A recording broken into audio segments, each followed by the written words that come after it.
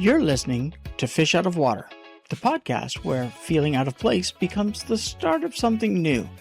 Dive in with us. Let's explore stories, insights, and real conversations that help you swim forward with purpose. Welcome to episode 1, episode 0-ish, possibly. The idea of just kind of laying some of the framework for how we want to talk about being empowered.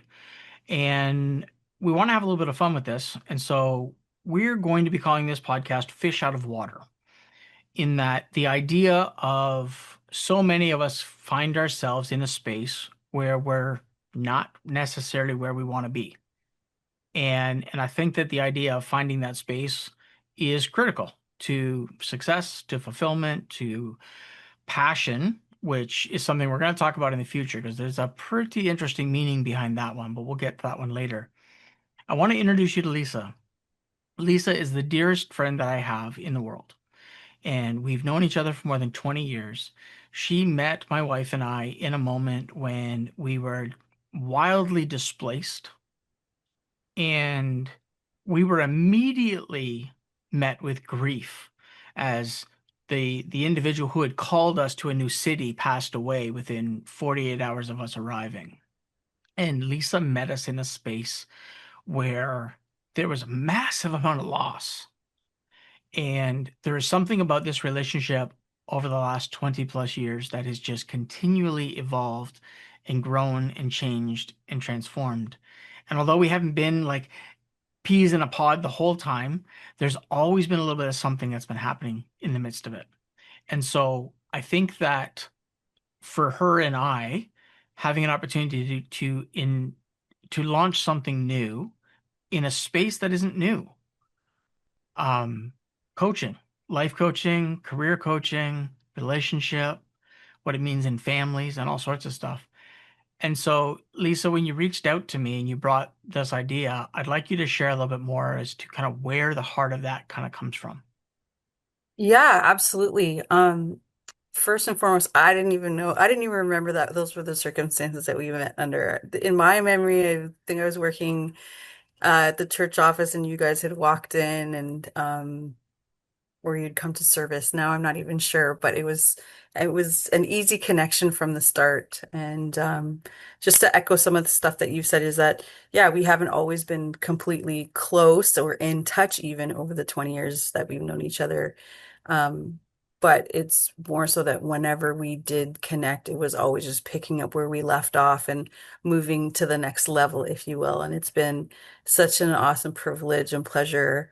Being in relationship with you and Lisa, your wife, that uh, when I started to look at building this business, Empower You Coaching, you were one of the first people that came to mind, actually. And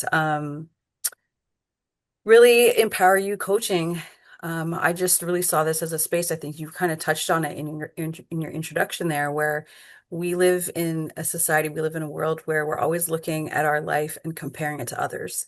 And many of us are looking like, I don't want to be here. I want to be there. And not sure how to get there and wanting more, but not knowing how to get there. And coaching really provides um, an avenue to help you get there. And it's not something that a coach is not going to tell you what to do or how to do it so much as it is that they partner with you, they hold your hand, they walk the journey with you as you figure some stuff out for yourself, but help you frame it in a way that makes it easier for your brain to kind of own. And so when I asked you to come on board, I knew that there was a lot of elements that you could bring to the table that I didn't have, but at the same time, the things that I did have would complement what you had. And so here we are starting our business. We've got things on the go, people that we're meeting with, and it's just a really exciting time right now, wouldn't you say? Oh, I mean, it's crazy exciting that there's a genuine need. And I think that, I mean, I got to be honest, I am not a person that trusts easily, although I may come across that a lot on the forefront, but I tend to default to the somebody's in coaching care or they're in some kind of a therapeutic relationship. And I'm like, yeah, but are they really doing a good job? And so then I have this sense about what I have lived and walked through and Hmm. how it has changed and transformed the view and the perspective of first and foremost, where do I locate who I am? Where do I sit in understanding the authentic version of me that Hmm. needs to show up to every situation and circumstance? I was in a group call, today's Friday, so on Wednesday, I had a group call, and in that call, we were talking about working versus presence. And that the drive and the strive to work, to accomplish something, to do something. And I was pushing back on the people that were in the group because kind of what I do. I'm a disruptive voice in a sometimes a very calm environment and sometimes not so calm, and I'm still disruptive. But the idea of why are we striving, and I love the phrase, we're not human doings, we are human beings. And the pull towards how do we be anchored to who we are. And so I think that the idea of our identity over our image. The image is what we want everyone to see us as, but yet the identity is what should be driving us into those situations and circumstances. Hmm. Yeah. And I think there's so much that I want to talk about. I know we're trying to stick to some things today, but you know, that whole human doing versus human being part and figuring out who you are, regardless of what your image is about being mindful. And that's Mm, something, I think that's one of the words you're going to hear over and over again from us, to the viewers, is this being in this place of mindfulness, being in this place of being aware of why you do things when you do things. When things happen, you react in a way that's not your norm. Or mm, what is your norm? Some of you don't even know what your baseline is. And um, this is all a part of the excitement that I have as being a life coach is helping people to figure out this is their baseline or this is your baseline. And this is the scale that you work within. And this gives us, all of us, a framework of aiming to be the individuals that we want to be. mm, Many of us want to be surrounded by other people. Then there's lots of others of us who don't want to be surrounded by people because we're very much introverted.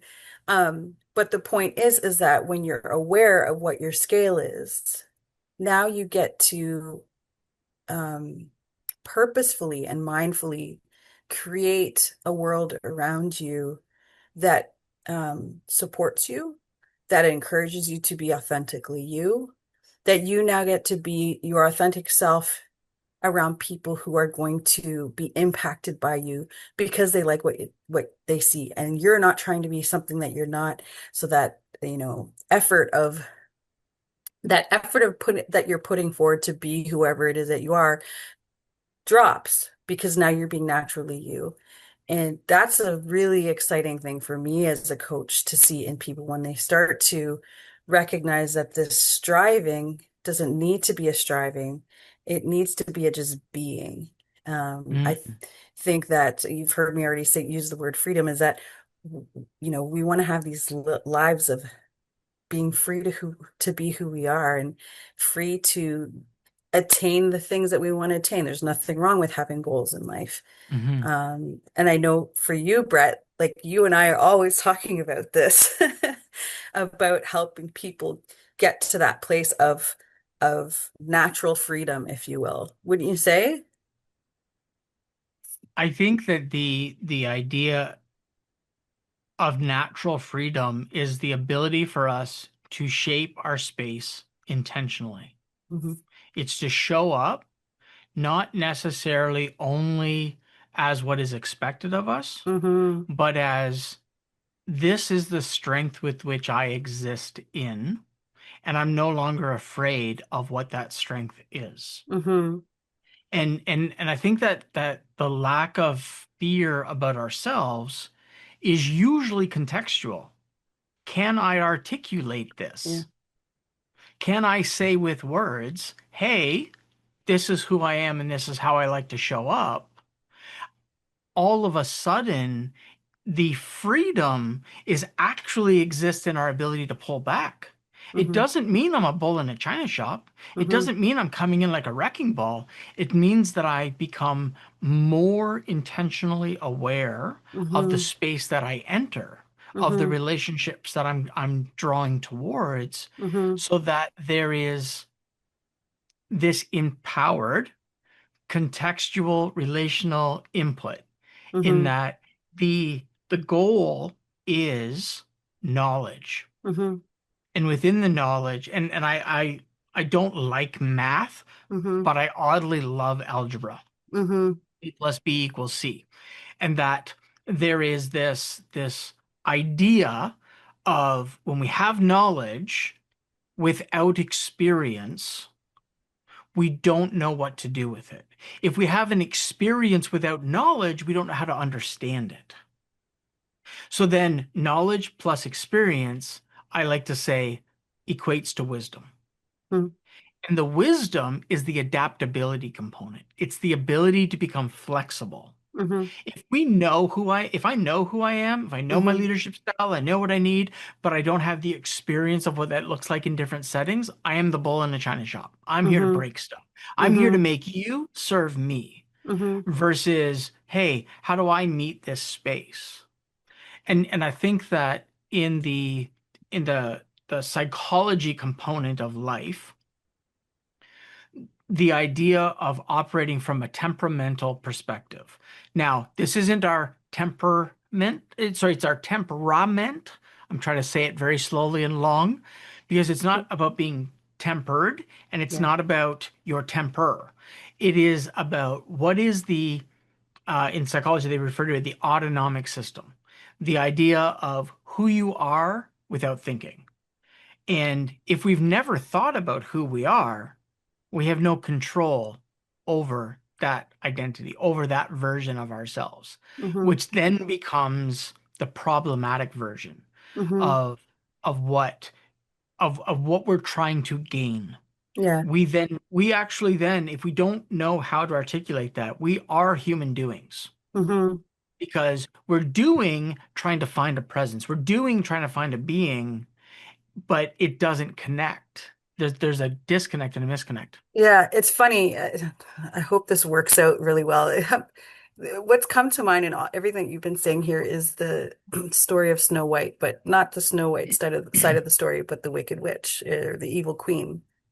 You know, she had this mirror that she would look into and say, "Mirror, mirror on the wall, who's the fairest of them all?" So she had this idea of she wanted to be the answer, but no time in the movie did she ever look at herself and say, well, why is this person the fairest and why am I not being elevated above that person? Now, this is not about competition and being better than someone else. That's like a whole other argument.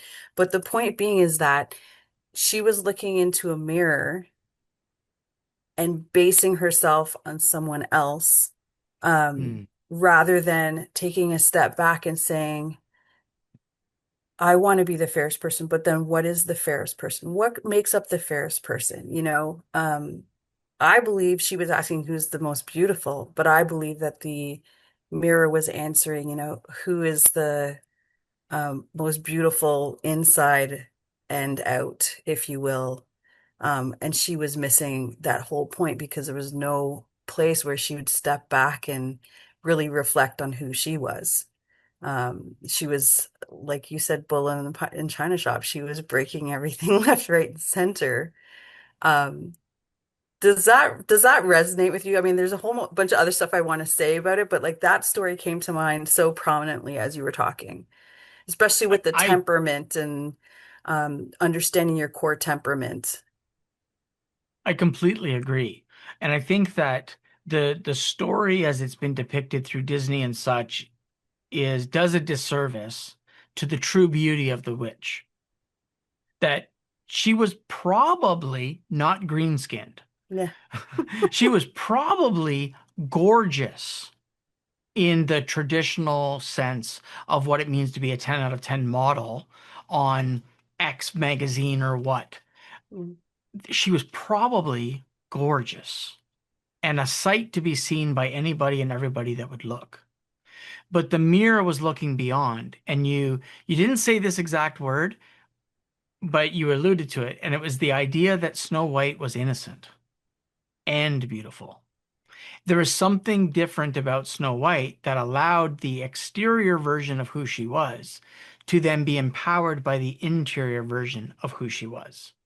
And so then when we wrestle back to identity over image, Mm. the identity empowers our image, but our image will always dilute our identity because the thing we're trying to be for others robs us of who we are. Brene Absolutely. Brown, have you heard the Brene Brown quote when she defines the opposite of belonging? I have heard it. I couldn't repeat it. The opposite of belonging is fitting in. I have It's not definitely heard rejection. that. Yeah. It's not rejection. It's not isolation. It is, in fact, you becoming less to fit in. It's you not understanding what it means to be authentic Yeah. and to be able to articulate who you are as your whole. And Yeah. when we think about empowerment and the Empower You model of coaching that we want to bring to the table, the call is, hey, we see the future version of you, not the now version of you. And so what we're going to do is we're going to look at this now version of you behind the curtain Hmm. so that we can then really get to a space where everyone's going to have an opportunity to go, I am, and dot, dot, dot. And right there, let me jump on it, like right at this point here, is because I think it's extremely important and imperative that we emphasize that it's not about fixing yourself because Mm, like you are enough. I am enough in who I am. That I am who I was made to be, whether I think so or not. And I don't need to be someone else because there's no one else like me in the world. No one else can fit into my space. So I'm already filling the space that I need to fill. Again, that's not to say that you don't want to make improvements and like, I want to have a better attitude about this. I want to be kinder to these people. I want to, those types of things, absolutely. But this is, when we talk about you today and you tomorrow, is the tomorrow you is just more confident in who you already are. And so I want to make sure that I put that out there because it's not about fixing yourself. Yes, there's some of us who may have some issues that, we might need some therapy or some help working through some problems in our life, but you're still enough as an individual as you are. And that's what we want so much to help people come to that realization and acceptance of themselves, right? So in terms of, we have a course that we're trying to launch here, a series. We've already launched it, called Unshakable You, and the first series we're calling Rooted and Rising. So for all of the stuff that we've been talking about, a lot of that shows up in this course. Do you want to take a minute or so to talk about this course and what people can expect from it? I would love to hear more. Yeah, absolutely. Okay, so we have sectioned it off into four group sessions and Hmm. one-on-one coaching. Um, we'll get into that in a little bit. But we really look at how we look at uh, relational affirmation. How do we receive? How do we find? How do we give affirmation in and out of our life, right? To Hmm. and from others. And then we also look at what we're calling the rise temperament. You touched a little bit on core temperament. Um, what gets you excited when you're thinking about this course?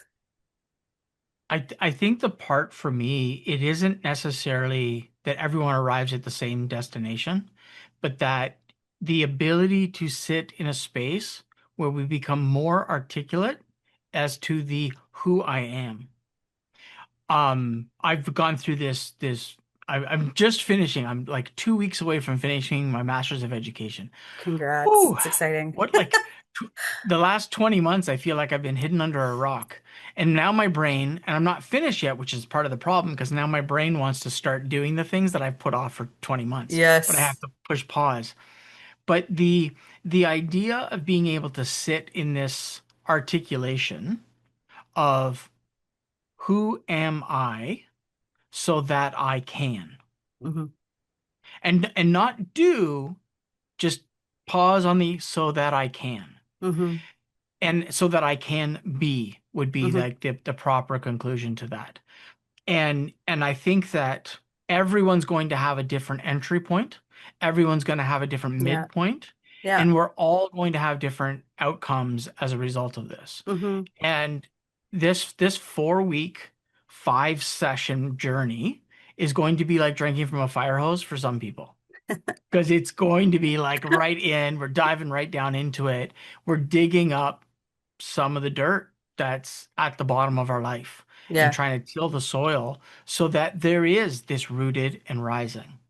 We Yeah. want people to know that, hey, even if the ground is hollowing, even if the ground is hard, let's add a little bit of liquid, let's add some water to it, let's till up the soil, let's Hmm. get your roots regrowing. Hmm. Because the deeper your roots grow, the stronger you will be in how you stand, how you rise up and Hmm. move forward. And I, go ahead. yeah, Yeah. sorry, I don't want to interrupt you. I think in talking about roots as well, what's really interesting is that it's very important for the soil to have air as well. So bringing that light to some of those dark places that maybe you don't want to bring dark places to. Now, I stress here, we are not offering therapy or counseling. That's not what coaching is. However, there are things that you can still move forward in as you bring light to dark places that coaching will help you accomplish. And so I don't want people to feel like, oh my gosh, all my stuff's going to be aired out in this group session or whatever. No, that's not actually what this is about. Um, but it is about bringing light to places that you might not have considered before. And Hmm. bringing that air and that light and that water and that the nutrients, i.e., like the new ways of thinking, will help you grow and get better grounded in who you are. So I'm right there along with you, Brett. Well, and on that, I think we close this Yeah, first kind of peek behind the curtain, so to speak, yeah, of what it means to be a fish out of water. yeah, absolutely. Thank you so much, Brett. Looking forward to our next time. And we have so much that we want to talk about. So we're excited to share those things coming forward and hope that you'll stay in touch, comment below, and subscribe to our podcast. Thanks so much and have an awesome day.